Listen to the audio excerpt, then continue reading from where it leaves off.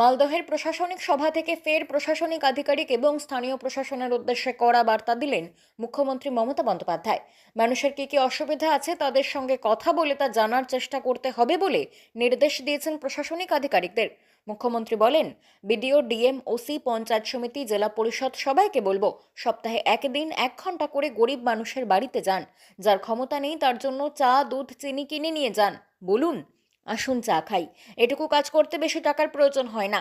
মাটির দাওয়ায় বসবেন, চেয়ার দিলে বসবেন, জিজ্ঞাসা করবেন আপনার কি কোনো সমস্যা আছে। এদিন মুখ্যমন্ত্রীর বক্তব্যে আবাস যোজনার প্রসঙ্গ উঠে এসেছে। তার ফের অভিযোগ, কেন্দ্র টাকা দিচ্ছে না, কিন্তু তার জন্য বাংলার কাজ থেমে থাকেনি বলে দাবি করেছেন মুখ্যমন্ত্রী। কেন্দ্র 1,65,000 কোটি টাকা দেয়নি বলে অভিযোগ তার।